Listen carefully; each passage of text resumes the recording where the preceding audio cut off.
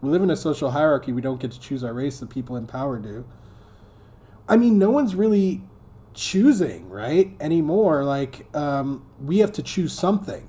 That is what the people in power have made us do. We have to choose something on our birth certificates, you know, and we have to choose something when we take the SAT and when we go to the doctor and when we live, you know. And then there's still the social structure that was created through the imposition of the tyrannical racial hierarchy.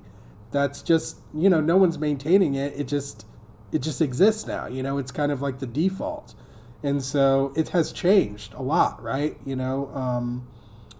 A lot of people have done some internal work. A lot of people have grown up without, you know, having racist thoughts, without being kind of,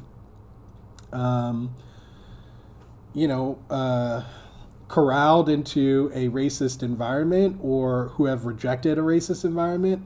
And that's great. You know, we've now have an environment where that is not only acceptable, but it's basically considered the norm for most locations.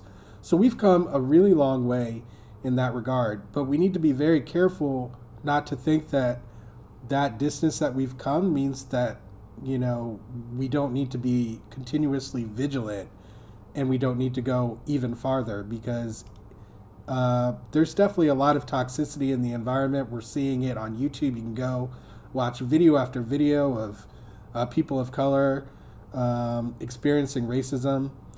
And it's still an enormous problem. People still literally die because of the perception that somebody has of them as being a black person.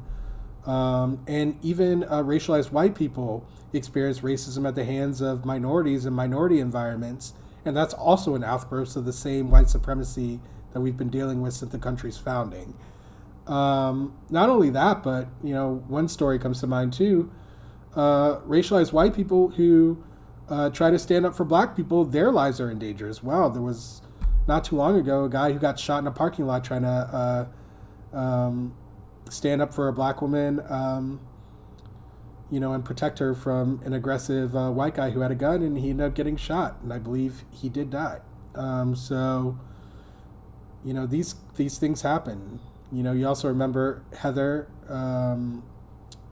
I can't remember her last name right now, but she was struck by a vehicle at a BLM rally and killed. You know, like, so it can affect all of us, and we need to be ever aware of that. And I don't think that moving us away from an identity where we try to pretend, you know, I think moving away from it in terms of not thinking of it as being meaningful to you outside of what external environmental factors do is a positive thing.